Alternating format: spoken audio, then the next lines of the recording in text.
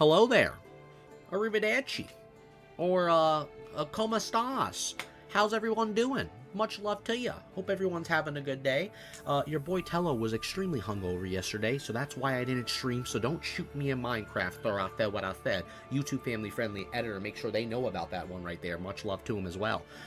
Yeah, I was really hungover, so I might do some stuff tonight. So I was just, celebrating a friend's B-Day. So, yeah, we'll have some stuff going out tonight on Twitch TV. Come check us out over there. We might stream. I might do the late night stream. We'll see what happens, though. But besides that, we have a lot of WoW news to discuss today. A couple things, couple articles coming out, like, last minute. This is something I said in my other video a couple days ago that I wouldn't be surprised if we see a couple more things coming out on Wowhead before we get to, Phase 4, which is coming out in 4 days, guys. Holy shit, time flies. So, before we continue the video, you know the deal. Check out the link below. Rested XP, your guide through all of Azeroth and any conquest and journey you may need to conquer and need assistance with. Support the boys, support the channel, and if anything, just subscribe and like the video. That's all I really care about. Much love to you. Don't get shot in Minecraft. However, though, let's get right into the video. Why don't we already? Anywho, I feel cloggage in aisle 7. 1 second. We'll have a whole 24 case ready when we're doing raids and getting the hand of Rag. However, though, besides that, we have all re-itemized dungeon loot coming in Season of Discovery Phase 4. So it seems like Wowhead actually did this for a couple tabs. These will not be the main focus points of today, but I will link a lot of these tabs down below because it seems like throughout the Season of Discovery Phase 4 PTR, Blizzard slowly but surely updated the itemization for endgame dungeon loot, including Tier 0 set pieces for Upper Blackrock Spire, Lower Blackrock, Stratholme, Skullman's, Diremole, and BRD. While we have diligently reported on these daily changes, that's a lot of posts to sort through to get to the complete picture. So they've basically compiled all the itemization changes to dungeon loot coming in SOD Phase 4, comparing them from Classic Era to Season of Discovery item tooltips. So I will make sure to leave everything in depth below for you here. There is a lot of information to go over from every single dungeon in comparisons from original Classic Era loot compared to Season of Discovery. The same scenario also goes with everything that's happening with Onyxia loot as well within Phase 4. They are basically giving you all the comparisons of what it was from Classic, what you can get now within Season of Discovery, from Lord Kazak, Asgueros, and Onyxia as well. So, I said Asgueros, Asregos. However, don't shoot me because I have a stutter problem. You guys know this already. I don't want nobody getting hit with a Hodge. It could be you next as well. So get repented and back up. However, much love to you. Also, in another tab, the same thing is going on with within Molten Core. A lot of re-itemized loot is occurring. There's a big table of contents here as well, and they go over into a lot of in-depth pieces and changes that are going to be happening come MC time. So, from Classic Era loot to Season of Discovery loot. So if you guys want to check these down below, you can check it out. We can highlight, some of these things here. We can talk about in the comments of what item you are most excited about from the changes, from the dungeons, from the, the world boss instances, especially with Onyxia as well, going within that raid and doing that, and also within MC itself. There's a lot of items that I'm seeing right now that have a lot of potential. So we could put some key items, I would say, over here, probably on the screen, somewhere in this area. Some key items that I am looking forward to see how it's going to play out, for personal paladin usage. I know we were talking about Typhoon last time. I believe a Typhoon was changing from 2.90 to 2.0.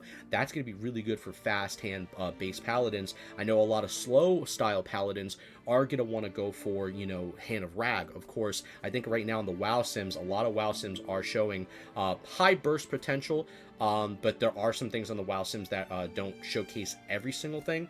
They're just giving you like a general assumption of what you can basically get at with everything maxed out, with all the world buffs, all the consumes, everything set in place for you to potentially hit that damage. And those numbers seem to be somewhere around the high 3000s, mid 3000, but there's a fall off to that as well.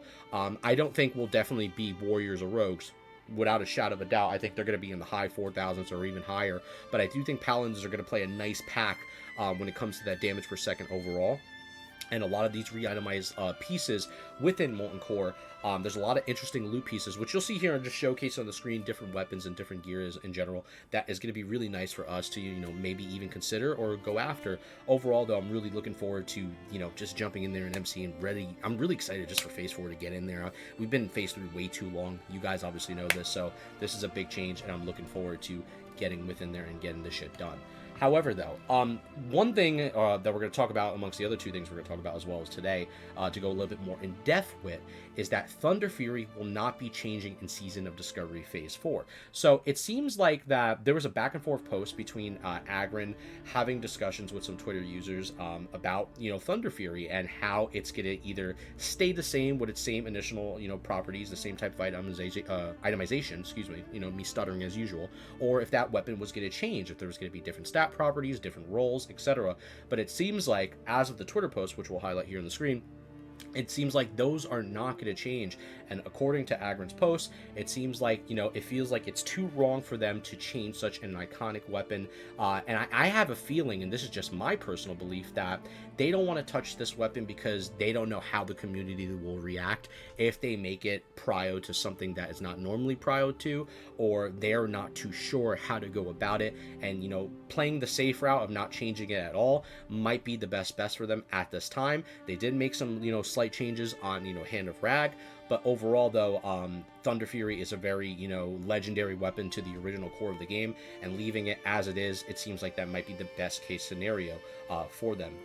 But overall, I feel like, what do you guys think about, their reasonings not to touch Thunderfury? Do you think it was a missed opportunity? I'm hearing some people say that they think it's a missed opportunity not to touch, such a legendary weapon and add something else to it, or do you think it's fine the way it is? And, obviously Thunderfury, the most iconic thing about it is how the proc went off of the weapon itself, and obviously the way the weapon looked as well. An iconic looking weapon, one of the best looking, classic models of weapons in the entire game.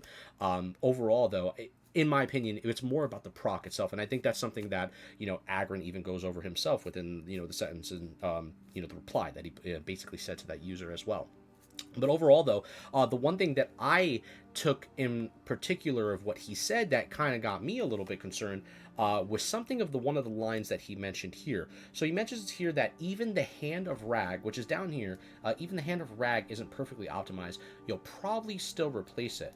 Now, I think that that's something that got a little alarming to me personally, because I was like, a lot of people are really farming these Arcanite bars. I don't think people want to replace Hand of Rag anytime soon. By the way, also, I had a great podcast today with Teriak and Pallytime.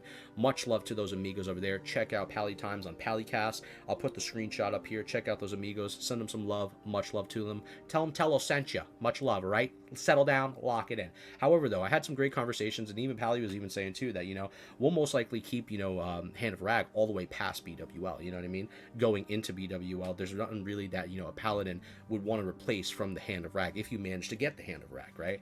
But that line, that sentence and structure of what Agron said got me a little concerned, because that is something where it's like, we're all really grinding these bars, 50 Arcanite bars, whether they change that or not, come, the 11th, or, when we get into raid time, so probably a week and change, right? I really hope that it's either, less or the same, however they play it. I don't know what's going to happen.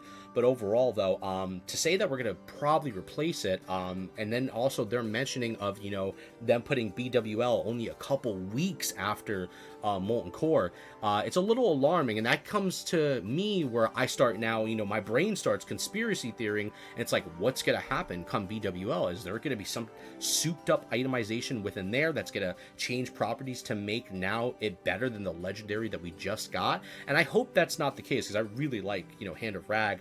This is something that's an item that's always kind of avoided me in the past, and this is one of the first opportunities where I can get a hold of this. And I want to, if I get a hold of it, I want to keep it for a while, because it seems like a badass item, especially, to get to test it out with the Seal 6-piece stacking set. That is something that I'm really much looking forward to trying out as well. But overall, though, let me know your thoughts and comments below. Do you think it's nothing to worry about? Don't stress out, Tello. We'll most likely keep it, or do you think there possibly is going to be change come BWL time? I'm already stuttering. Don't piss me off. Let's get to the next subject. However, though, Dire Maul Tribute. Buffs no longer dispellable in Season of Discovery Phase 4. So, let's go down in the comments below. As Chrono Boon Displacer is a thing in SOD, getting dispelled in PvP situations should have been an issue, since you can safely acquire all 3 buffs within the Dire Maul instance by talking to basically Guard Molder, talking to Fengus, or talking to Slipkick. But basically, this is after doing the Dire Maul Tribute run. So, however, the dungeon bosses in MC with Gar and his anti-magic pulse ability would basically normally just dispel these significant buffs from you, so you would lose them. But thankfully, this will no longer be possible within Season of Discovery Phase 4. So what is your opinion opinion currently on the world buff meta coming to SOD first endgame phase. So my question is to you guys, and I actually asked a question that I'm very curious about and want to see what the community decision is about this. What do you guys feel about world buffs in general? Now, I know this is something that's been talked about in the past with a lot of content creators, but I haven't really talked about this, myself with you guys. How do you feel about world buffs in Season of Discovery, and do you think there's too many of them? I think world buffs, in my personal opinion, so I'll just give you my thoughts on it, my 2 cents. I think world buffs add a sense of, community where, players can go into the open world, you have fun, you explore, and then obviously, you get into like these intense PvP fights, when you're going for these world buffs, right? But some people don't like that, and they don't want to lose their world buffs. I know there's several issues in general when you would go to, I believe, is it Felwood, where you're going for the Songflower, right? And people would be griefing Songflower, and your own faction too, which is crazy. So it's like, people, I think there's a split where it's like, you like the world buffs or you don't like the world buffs, or maybe there's that percentage of the group where it's like, I enjoyed the world buff concept, but just not so many of them.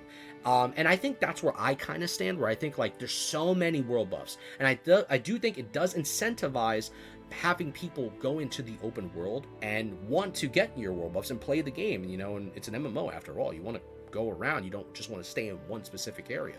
But at the same time, there could be a point where there's like a lot of them. There's getting, and now we have the new War Chief's Blessing as well for the Alliance side, that they basically gave us the comparison to. And I just think it's getting to the point where it's like, it might be a lot, or it might be too much. And I don't know how I feel about it, but I'll say that I don't mind it, but I don't care at the end of the day. I just want to play the game and get in there. If I have to get the fucking world buffs, I'll get the fucking world buffs. It is what it is. But I do think there could be possibly maybe a better system, not needing every single world buff possible. I mean, look what they're doing with Warriors now, where they're giving them basically a mini Oni buff, within their class. So it's kind of getting to that point where I could see them where world buffs are not always a necessity rather than just a simple requirement, but you don't really need it all the time. So that's basically where I'm getting at with that. Let me know your comments below before you get shot. Much love to you in Minecraft. Settle down YouTube. Unbelievable. However, though, on the final topic, it seems that Massacre coins for the Bloodstained commendations before July 9th. So you got to spend these things, guys.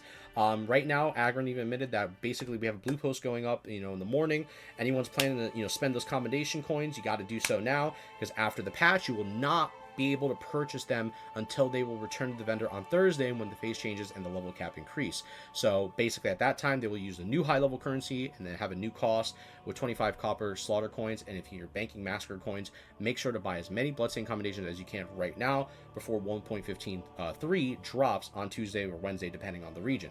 So he also says, also a reminder, you need 15 honorable kills. You make sure, long story short, just get some kills in before the week of July 15th, so they can actually count to anything that you're trying to bank up and use. So it seems like, from what I'm reading from this, that if you're trying to bank up on any coins or any honor or anything like that so it can count, you'll have an opportunity to do so. So I think people are actively doing STV. When I was going around Stranglethorn today, it seemed like people were actually doing PvP events. So if you're going to do them, you might as well bang it out now and try to get out as much as possible. So tomorrow I'm probably going to do that, spend most of the day banking up as much honor, and see where we go from there.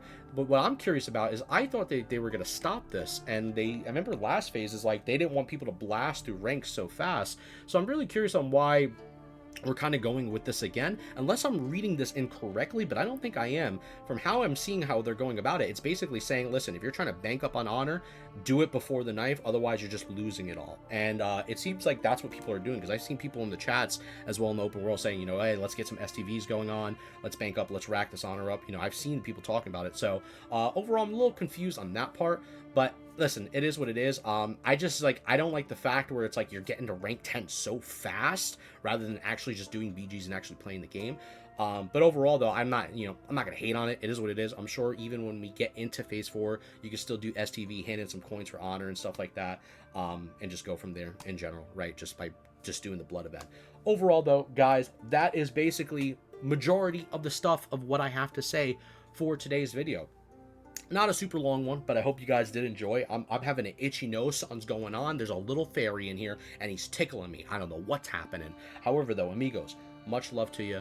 I really enjoy doing these videos for you, and I'm really excited. We have the, couple more days left into, phase 4, and are you guys ready to get in there and start getting loot and having a good time and exploring and, you know, and enjoying your class? Let me know in the comments below, and we'll just go from there, amigos. So keep on keeping on, lock it in. Much love to you, and I appreciate you as always. I want to thank you for you guys coming to these videos, and that's about it. Where's the random item when I need it? It's been a minute since I've held one of these things. You know, usually when I have to turn it on, if you just stroke it a little bit. Yeah, as I was saying, if you just stroke it a... Alright, end the video. End the fucking video!